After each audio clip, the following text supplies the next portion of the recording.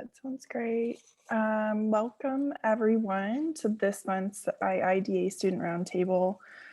So this month's topic explores the differences in working with residential and commercial clients in interior design. So we're going to chat with our expert guests and just kind of explore the different challenges and nuances of these design areas. If anyone has questions, feel free to drop them in the chat as we go, and we'll also have a Q&A at the end. So my fellow co-host Johnny and I are super happy to have two great interior designers with us today. We have Veronica Clifton from RJ Clifton Designs in Houston and Shelby Engelgau from Form and Field in San Francisco. So thank you both for taking the time to be here. I'm going to go ahead and let you guys introduce yourselves and tell us a little bit about what inspired you to go into the interior design field. So Veronica, do you want to get us started? Sure, why not? Last to end, first to go. So my name is Veronica Clifton. I am a primarily residential designer here in Houston. I do about 95% residential and 5% commercial. I am a solopreneur. Out of school, I've always owned my own business. And prior to school, I owned a decorating business.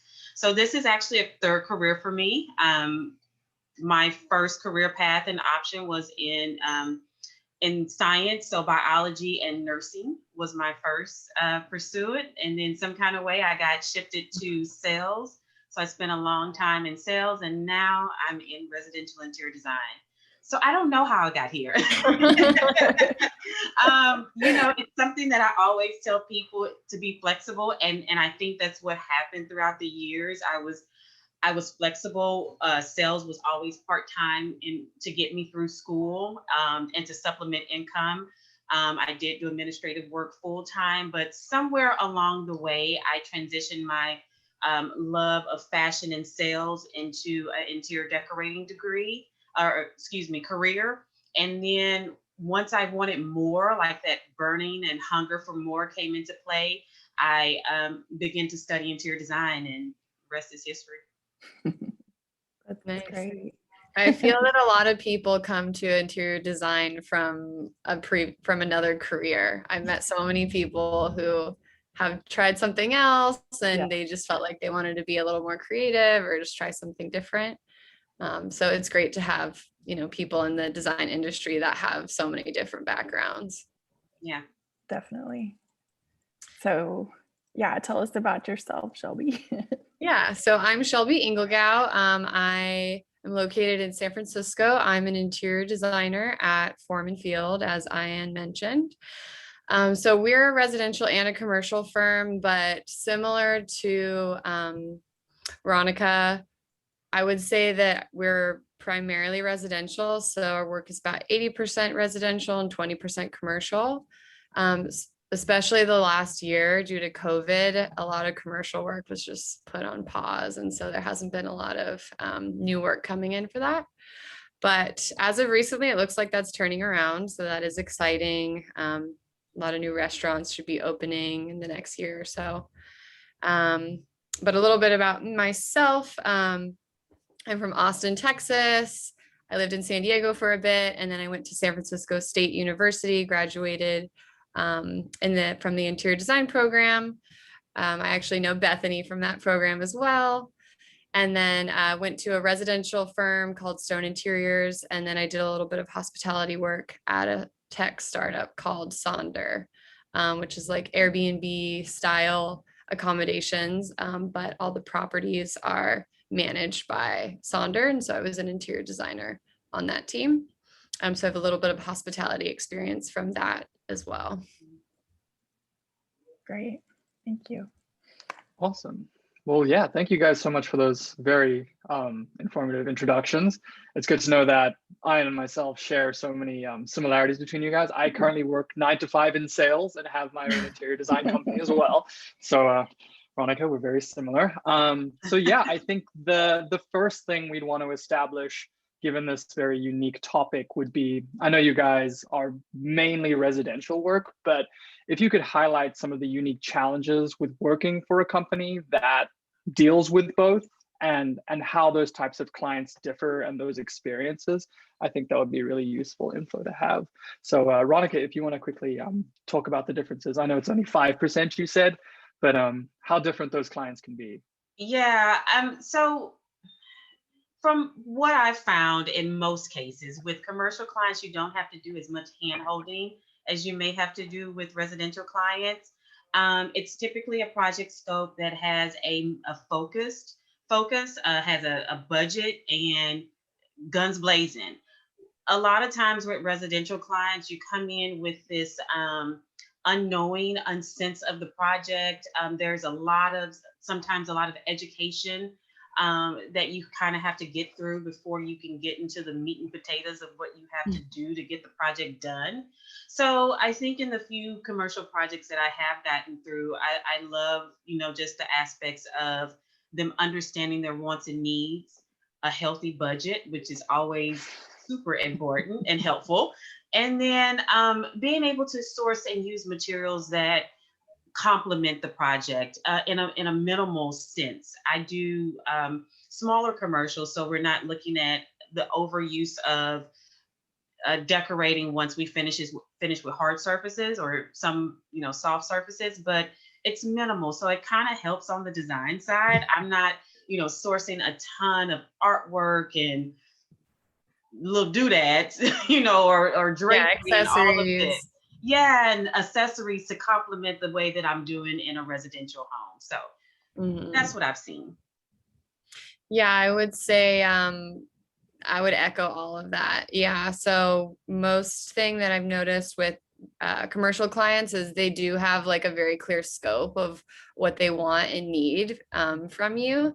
And residential, a lot of times it's more fluid, and you come in and they say, oh, I want to do this and I want to do that. But when you actually get into the budget of everything, a lot of that can get slashed because it's not in the budget. They don't have the budget to do that. So it can feel a bit more streamlined and organized working with commercial clients. Definitely. Absolutely. Great. Yeah.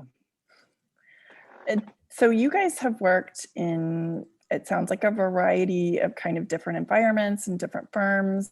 And I would love it if you guys just could kind of speak to what that's like. I'm like, Ronica, you're running your own firm at this point. What's different about the experience of basically working in different size groups, like within a firm? So I'll share a story with you. I'll be really honest. And it's something that I share with a lot of design students and mentees that I come into contact with. I started a decorating company in 2006. Mind you, before that, I was just in fashion retail sales. So I have an older sister who, came to me one day and said, hey, what do you think about interior decorating? You love fashion. What do you think about getting into it? And I just kind of jumped in both feet first and, started dealing with that. Fast forward to 2013, and I'm about to graduate from design school, and I send out resumes with, my company name on there, showing that I have a little bit of expertise and skill set. I got turned down so many times. So I never made it. And I was just looking to work with boutique firms. So small boutique firms here in Houston. I had never had a goal to work for like the larger Gensler and so forth and so on. So I was a bit crushed. So I never made it to that workspace of having, peer-to-peer interaction on a daily basis. So there are days when I'm like, I need a junior designer in here. Like, I just need someone to bounce ideas off of. I need not to always have to, do the initial consultation and the trades day meeting and develop the concept and, pass off the drawing. So I will tell you, just in the recent years, I've had to do a lot more delegating and bring on an intern, and now currently looking to bring on a junior designer. One, from a workload aspect, and secondly, just because I want company sometimes. I sometimes want that second mastermind, whether it's from a technical aspect or aesthetic aspect, but sometimes I need help too, help the designer.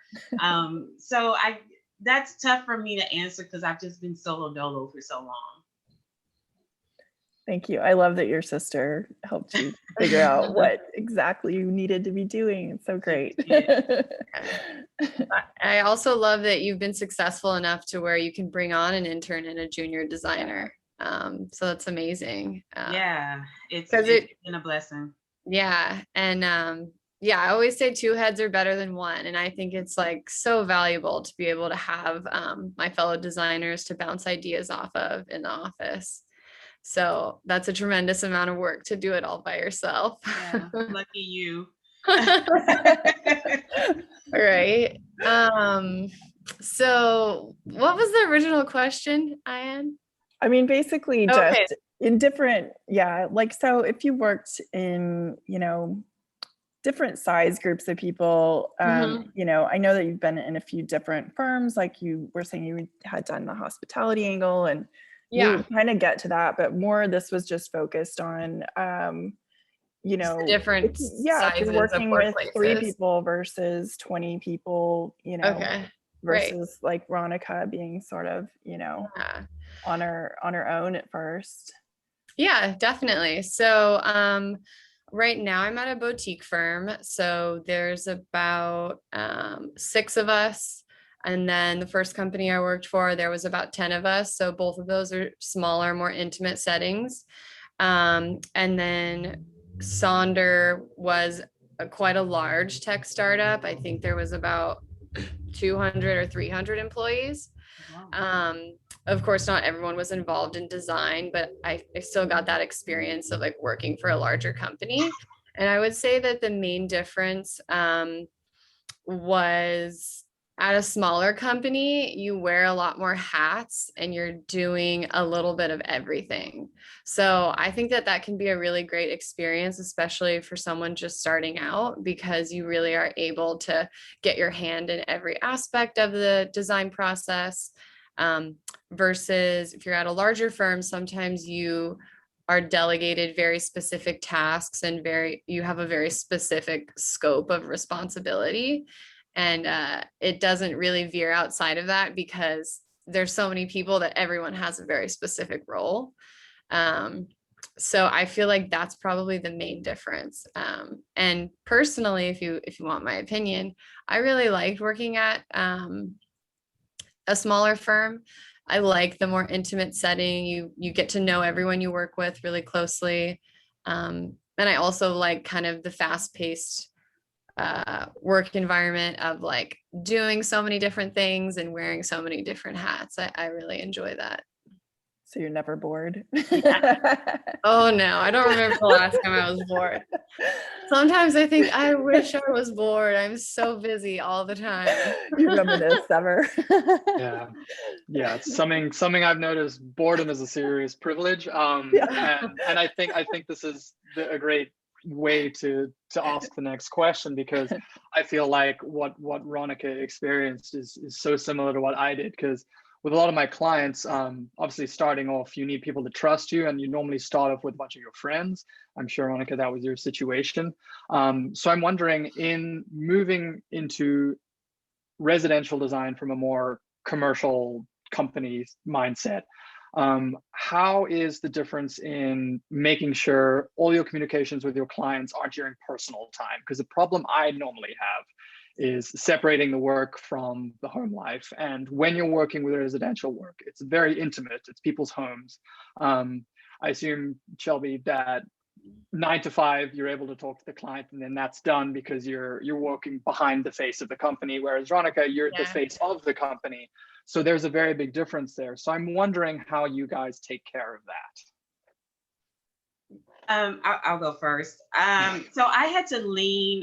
I've used all of my experiences, my work experiences, and to help me in my design business. Like I said, I had a lot of years of administrative assistant experience. And with that, it's a lot of emails, corresponding back and forth with clients. So when I started my firm, because we're not going to talk about my decorating business because I did poorly. I probably talked to somebody anytime they called or emailed me. But as I grew my firm, I knew I had to start setting some type of parameters around and processes, because we are, as human beings, herd-like, so we work best when we have regimens and rules and processes.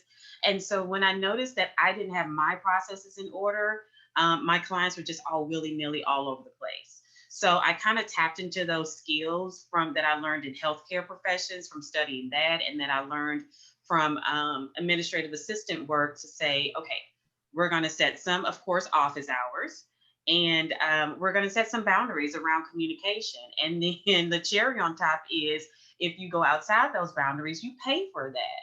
So in my rate sheet, it's clearly listed that, phone communication, email, text communication is billed in increment times. My working hours are from this time to this time. I don't work on Sundays. I may work on Sunday and I may email you, but I will not respond to you on a Sunday. So I just had to, for myself, use, because I'm not in a commercial space or a firm space, I just had to rely on those skills in order to help me, because I could only do so much as one person.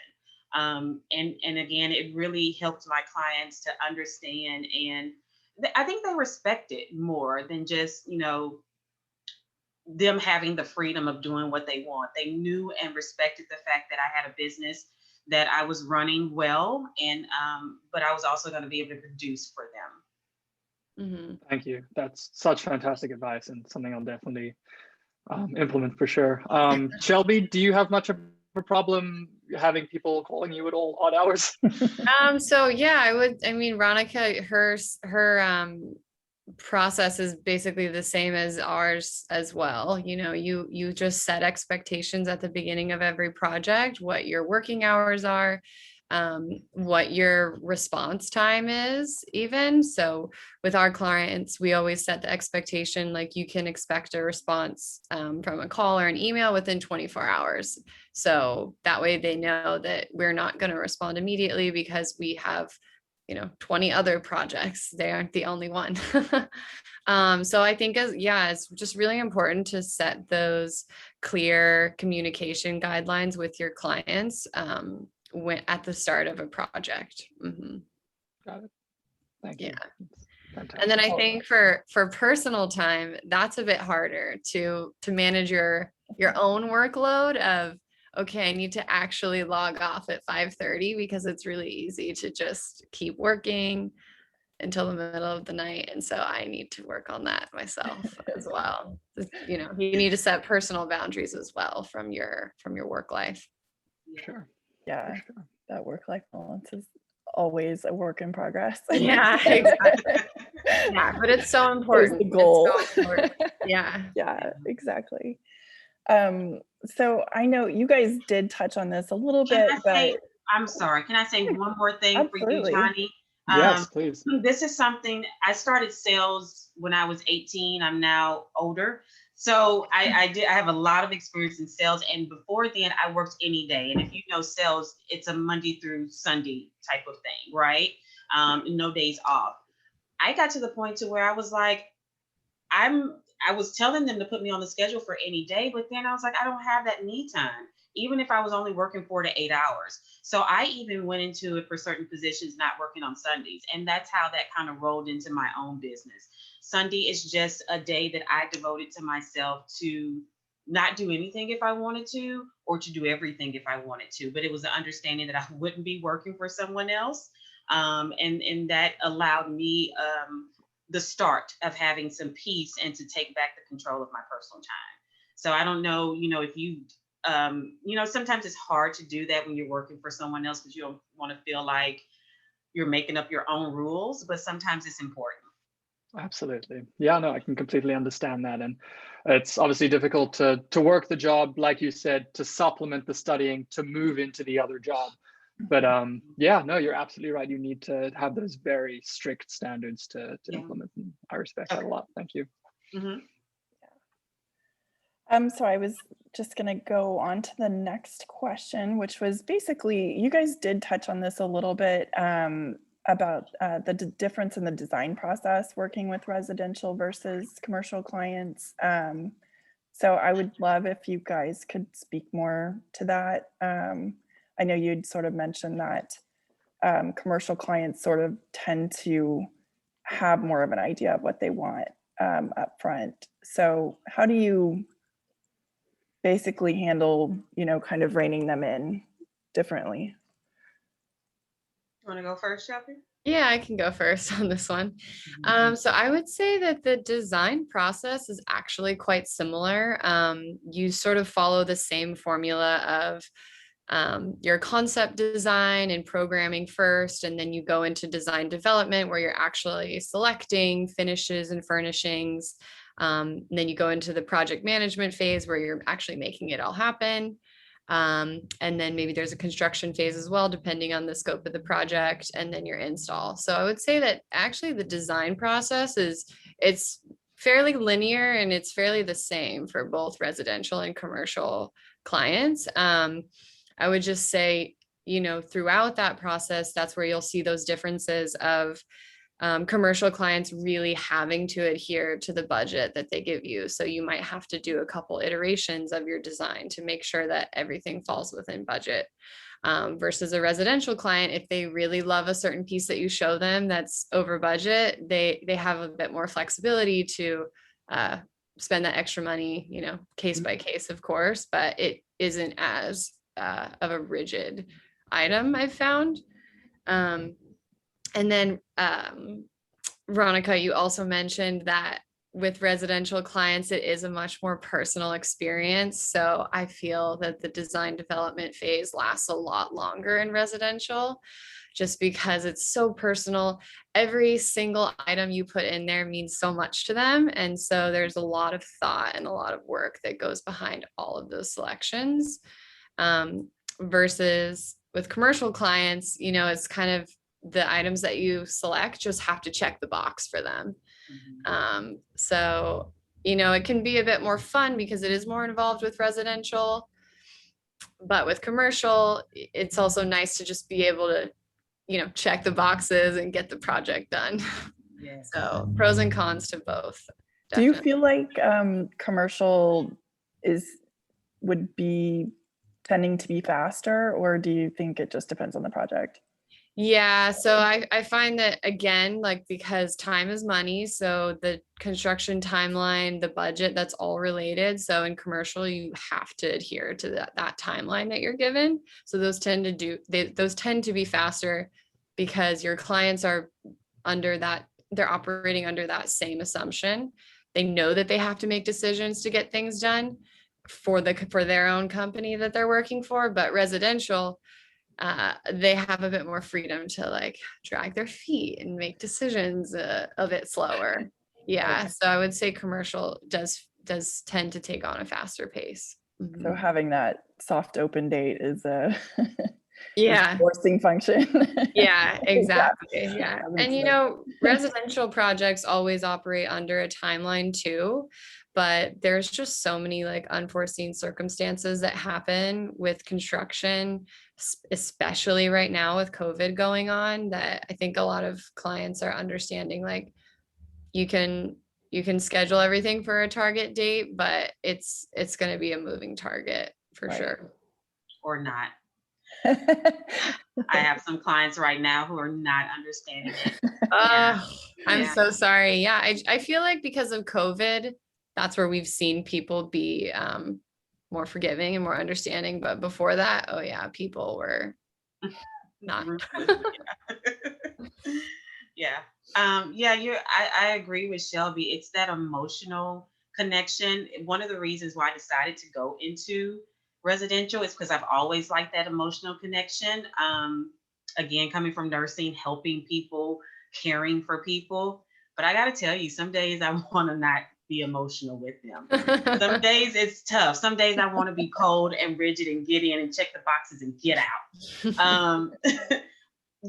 And what I love about commercial, and like Shelby said, there's pros and cons to both areas. But with commercial, you have this project management that is a huge aspect of the project. With residential clients, I actually give my clients the option for me to project manage or for them, because sometimes they're living in the space through a remodel. They may feel as though they can. So that has its pros and cons, because if they're not working with the general contractor or the builder in the way that they need to be and staying on top of things, they can delay the process. And again, yes, there's so many moving targets in this industry or in the residential section of it, that clients have to understand that they have to be fluid throughout the process. You know, we can gauge as much as we can with the scope, but you know, if there's a 7 to 14 day lead time on a certain tile, and you know, when you first spec it, and then when you get ready to, you know, order it and submit that PO, and a builder has come through and bought all the tile and is now gone, I mean, you have to make a reselection, and those are just some things that you have to be fluid with. So they have some similarities, but you know, yeah, a lot of differences too in the different sectors. Yeah, those are very, very valid. And I think it leads nicely into the next one in terms of fluidity. I know you guys both mentioned that during COVID, you have both mainly shifted more to the residential side. It's definitely something that I saw. A lot of my friends suddenly had homes that needed to be furnished. I was like, I'm not going to say no.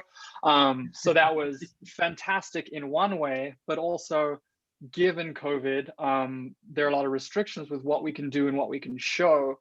Could you guys quickly highlight the main changes you've seen in your design process, and whether any of those things you think are going to stick after COVID, because you found, wow, this is actually totally doable and a much more manageable way to go through the process? So Shelby, how about you? Have you guys picked up projects in different cities you otherwise wouldn't have because everything can now be virtual, or what's happening there? Yeah, so we do have projects in, you know, sort of outside of the Bay Area. We have a few in the Tahoe area. We have one in New York. And I feel like process-wise, we absolutely had to change a lot, because interior design is such a physical profession. We work with physical materials and samples and, you know, drawings.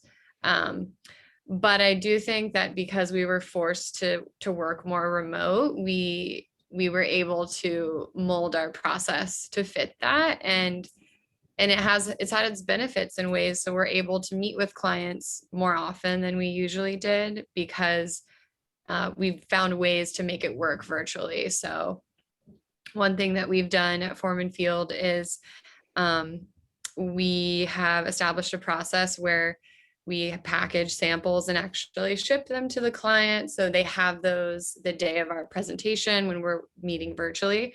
So we'll have everything on the screen, but it's really just so important to see those materials in person, because everything looks different on the screen. So I feel like just knowing that we have that flexibility to be able to do successful design presentations remote is great, that I could see us absolutely utilizing in the future as well. I really didn't experience much change. Surprisingly. Right. I was ready for it. I was ready to, you know, have the letter drafted to give to the client, and, you know, go through all this rigid, you know, pre-conversation. And I literally had a project that wrapped up, I think, 2 days before our mandated shutdown. And then I already had 2 remodels in the pipeline. We were in the conceptual phase when the shutdown happened. So I did have that conversation with those 2 homeowners, you know, are you okay? Do we need to change anything? Do we need to do virtual? And they were like, no, you know, wear your mask, wear your shoe covers, and come. And so we went 2019 or mid 2019 through 2020 with our 2 big remodels, and nothing really changed. I mean, I don't have a whole lot of virtual clients. I did not pick up any out of town clients. The furthest one is probably about 30 miles outside of here. But again, she was like, come to the house. So we were just safe. I spoke to all of my tradespeople and just, you know, made sure that they did their due diligence outside of me, and to stay careful with their mask and everything. But I'm thankful that not a whole lot changed. And even on the vendor side, you know, they adjusted very quickly. So I never went through the whole holdup of samples. Material connection was great because I can get on there, order a bunch of samples from different vendors and have it shipped to my office. So I was lucky.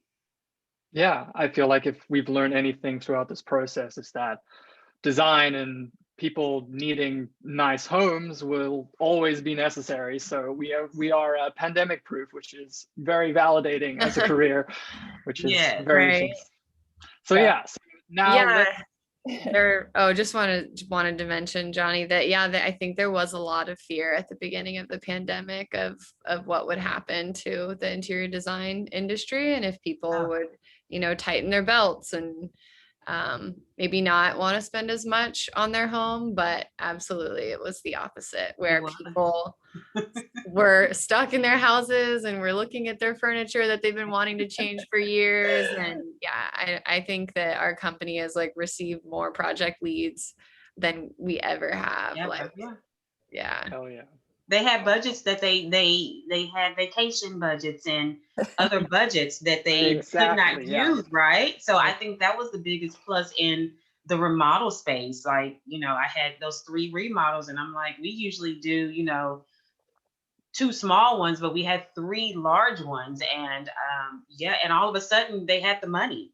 And I'm like, would you have had this money a year ago or, 2 years ago? Because all of a sudden it was like, sure, let's do that. Yeah. So Yeah, and I think it's obviously going to carry over moving forward, realizing people do spend so much time at home, whether they choose to or not. So they may as well make it as much of a sanctuary as possible. So even when things do go back to normal, I feel like the demand will be higher, which is fantastic. But let's now hopefully move to some questions that are a lot more personal and less business oriented, because that is the stuff we don't hear about in classes. So we need a lot more of the interpersonal types of questions thrown at you. So Ian, please go for it. Thank you, Johnny. I just, like Johnny said, there's a lot that we don't, hear about in our classes. So I really kind of want to know what fulfills you within your job, and what do you love about, doing design? Yeah, I'll go. Philosophical question. yeah, that's deep. So, and that's an interview question too, just as a tip. You will get asked that a lot. Like, why do you want to be a designer, right? So I feel like 2 main things for me. So personally, I love that as an interior designer, you get to use both sides of your brain. So it's a very creative profession, but it's also really hard work. There's 80% of the job is project management. And so you really have to be able to use your creative side of your brain, but also your strategic side of your brain. And so there is a lot of problem solving and strategy that goes into the job every day. And so I think that fits perfect with my personality. And I think that's why I love the job so much. And then on the other hand, sort of the more mushy gushy side, I love that as an interior designer, you get to like really change people's lives. You go, like Johnny said, your home should be a sanctuary, and a lot of people can't do that on their own. It's a skill that we all have as interior designers, to be able to make that happen. And so I get fulfillment through that as well. Great. I would say that's probably the one thing that fulfills me is the joy in knowing that I'm helping to change lives. One of my bucket list goals as a designer is, when I retire, is to, 1, go back to nursing, but 2, to also be able to offer free services and free design and construction services to the elderly who live in maybe dilapidated homes. So I have this passion for helping people, and I didn't wear the shirt today, but I have a t-shirt line, and one of the shirts says, everyone is entitled to interior design, hire an interior designer. And I do believe that that's very important. For many years, design has been seen as just this a fluid, unattainable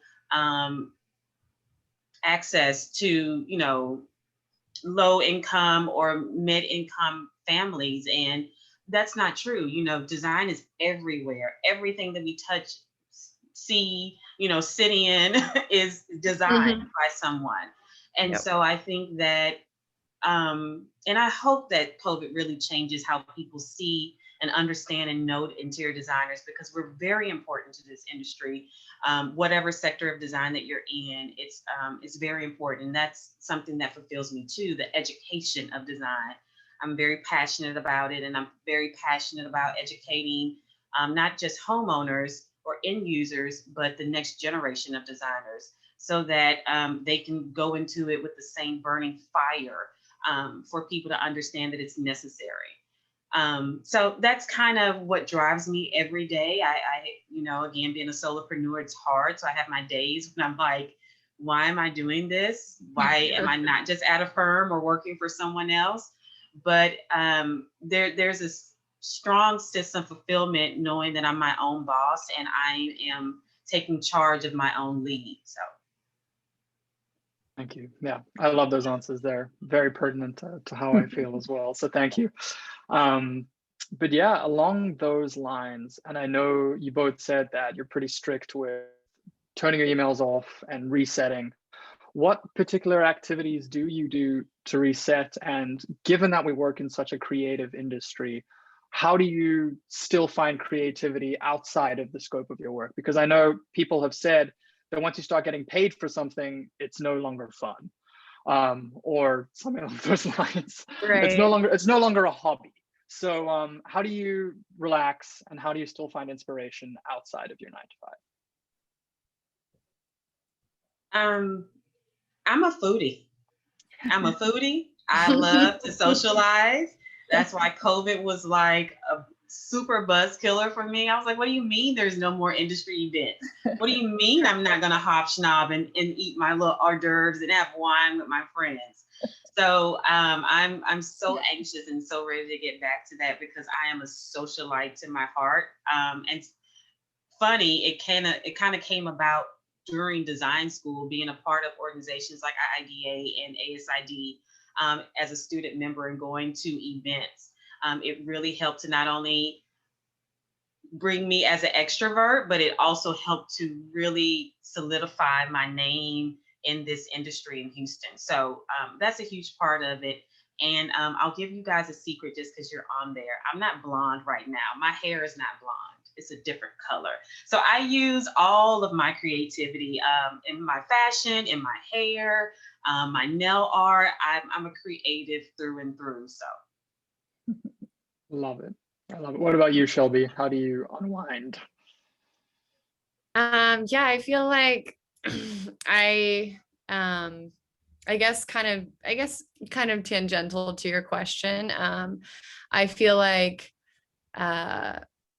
I can get so fatigued from trying to stay inspired from like Instagram and social media, right? Like there's just so much content online that I find like print media is really helpful. So I still love picking up a magazine and flipping through the pages and getting inspiration through those types of sources. And I find that there are often more unique things there as well. Sometimes when I'm scrolling, I feel like I'm just seeing the same thing over and over again. So I still love, picking up a magazine or a design book and getting inspiration from there. So definitely try to do those things on my free time, and just spend time with friends and family, just to unwind and relax that way.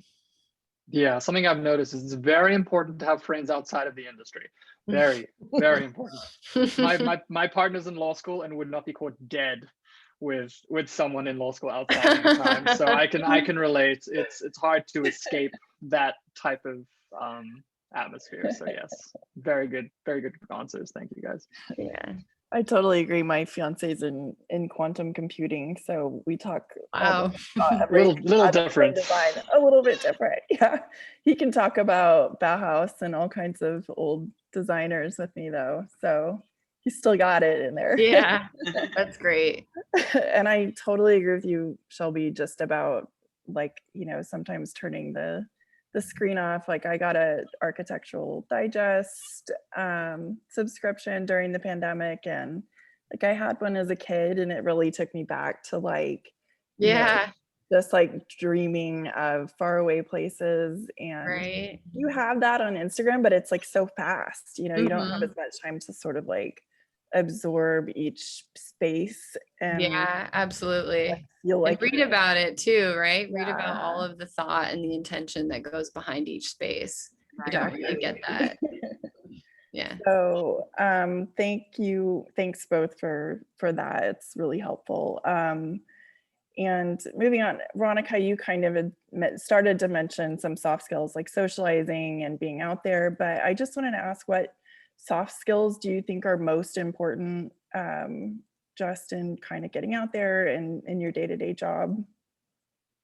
I think understanding the difference between your skill set as an interior designer and the things that are going to round you out as an interior designer are really important. Case in point, um, the goal in school, right, is to make great grades and to produce a portfolio that can possibly get you hired or either by a firm or by a client.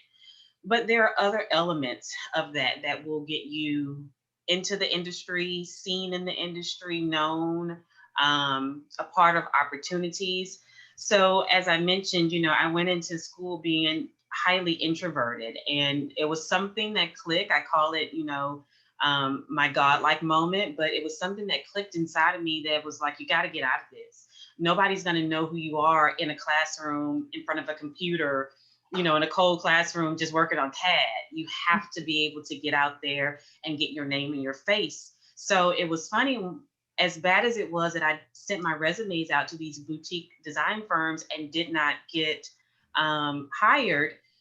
One of the biggest ones that I was gunning for was Laura Umansky here in Houston. She knew me.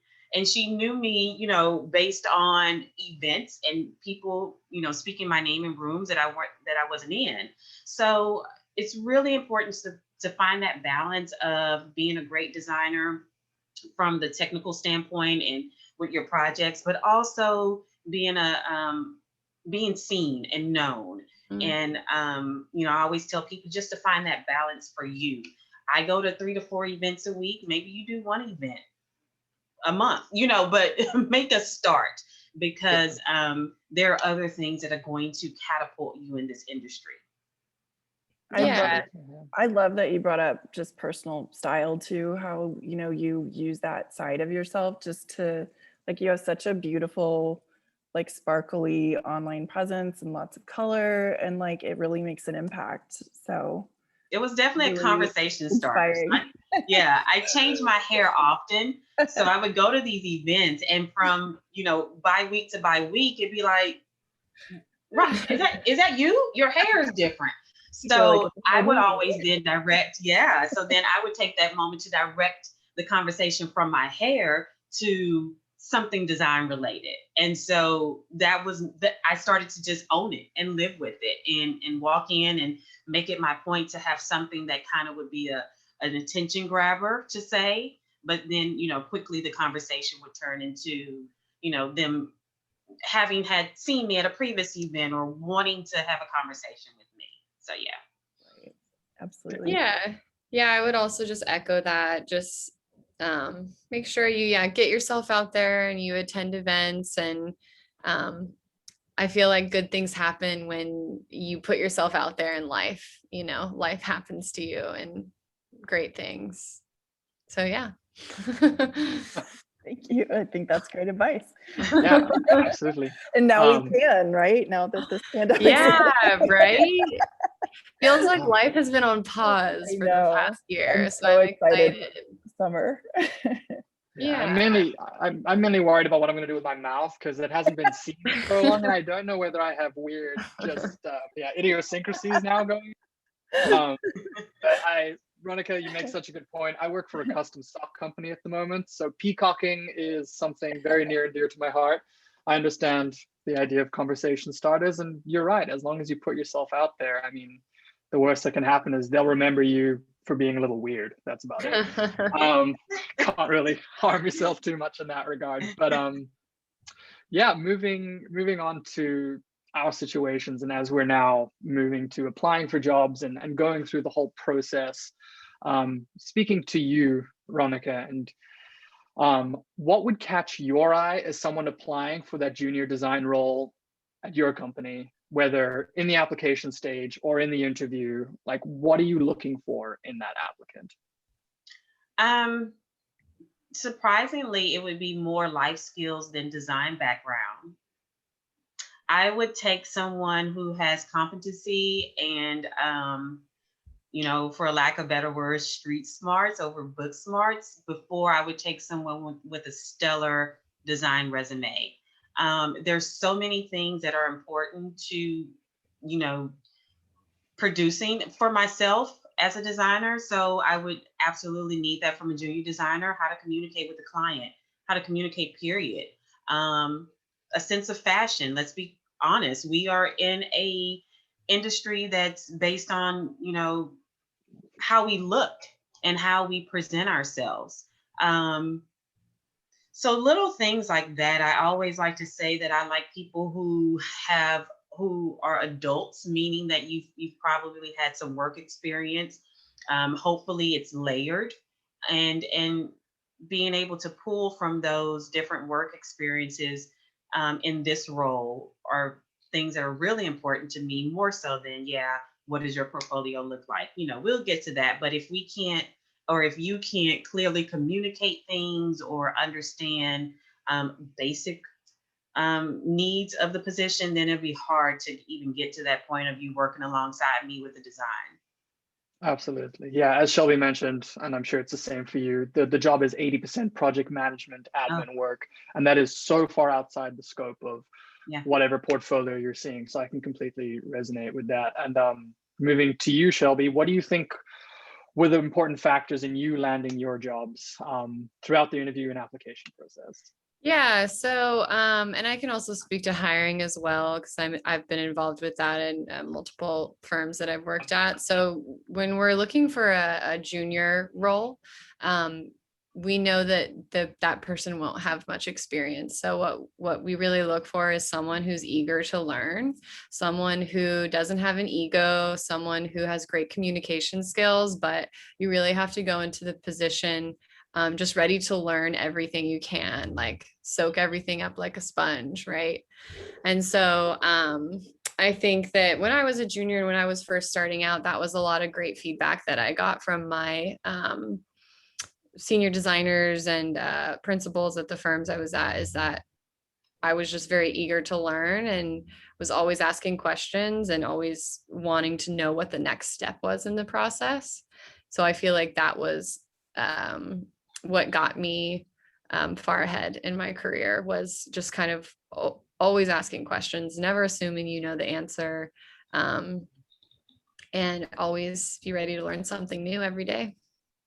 Absolutely. Yeah, that's such an important mindset. We have to realize we are babies and we know nothing. And we are strictly here to learn. And constructive criticism was something that took a really long time for me to understand and take in. And again, I think it's so useful throughout this process.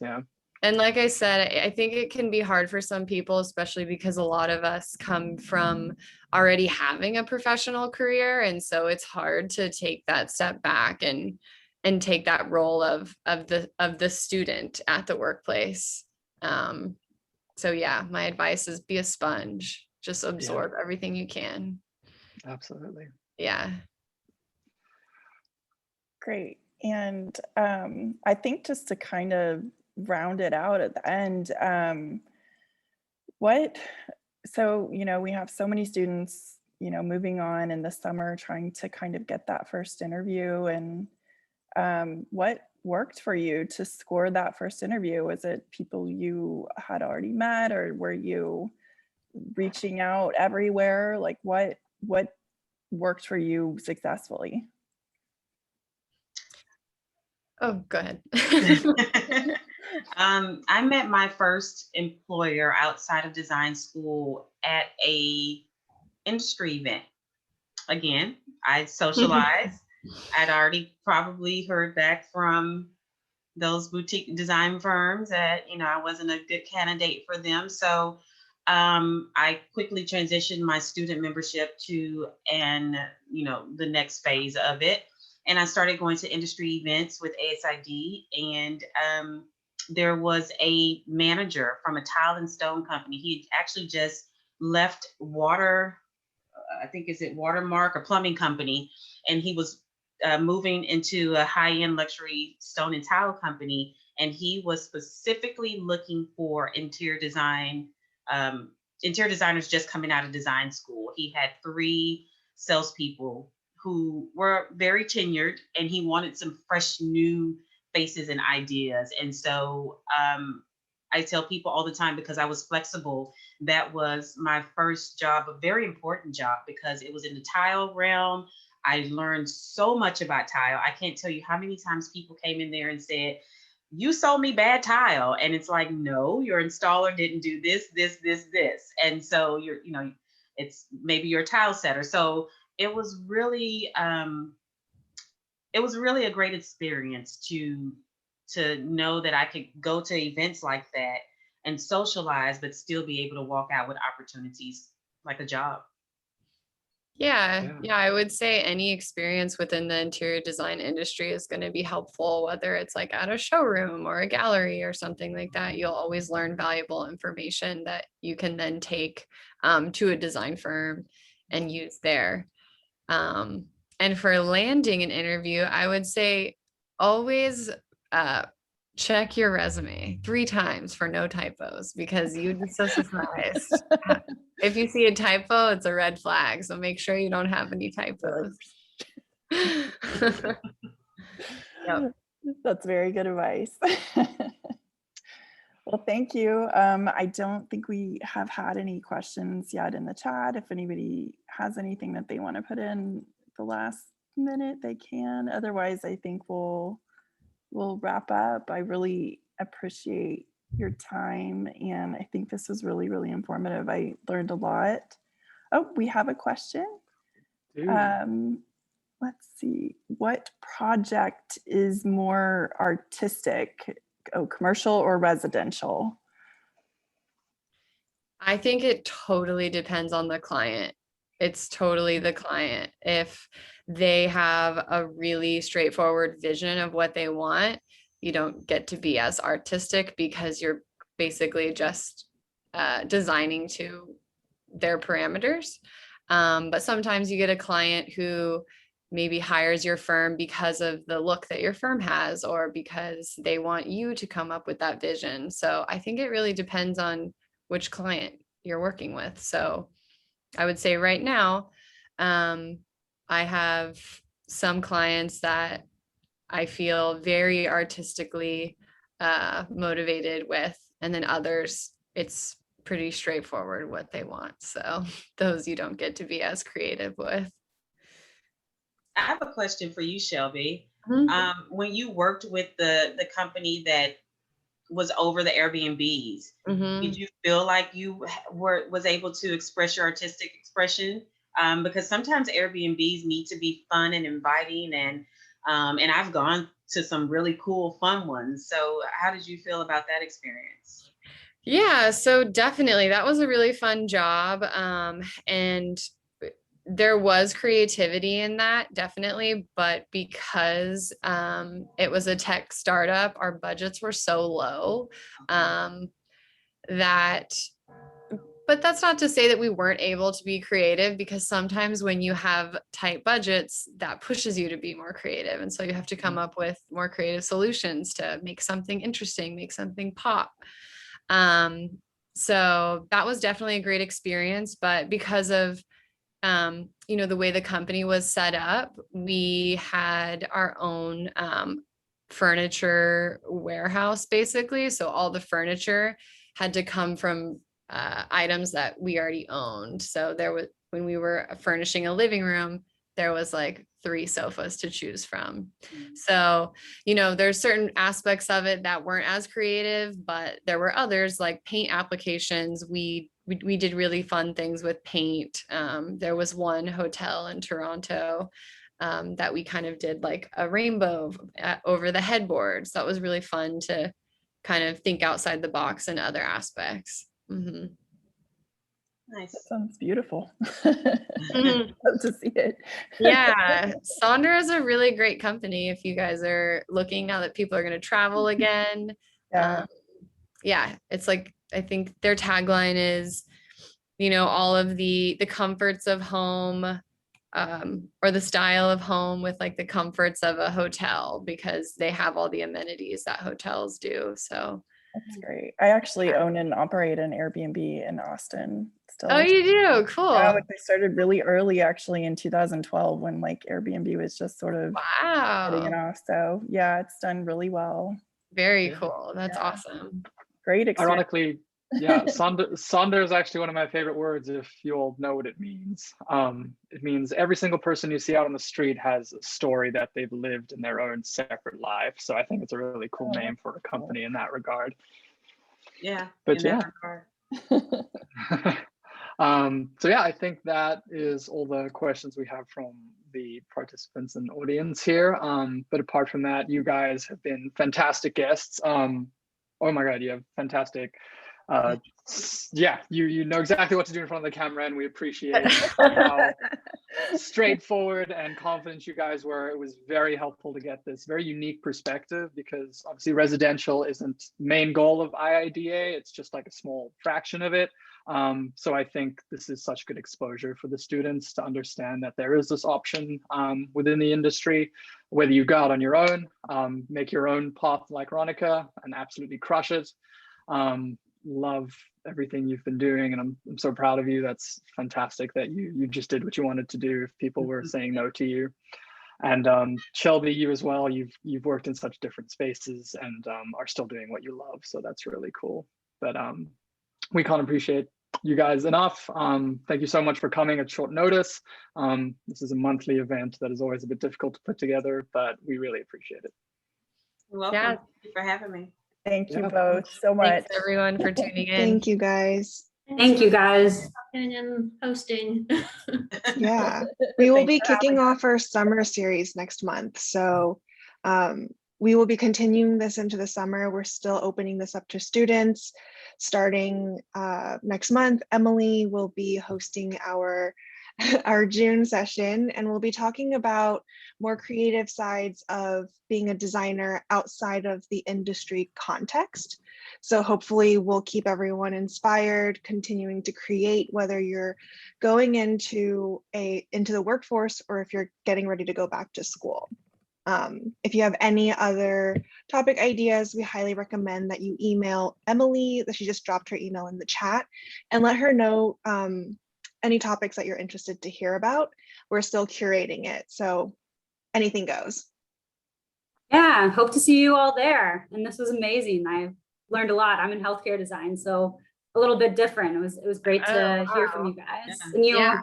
really like inspired me talking about, why do you love interior design? I know I was on the phone with the county this morning talking about like bio waste and how to get rid of it from a medical facility.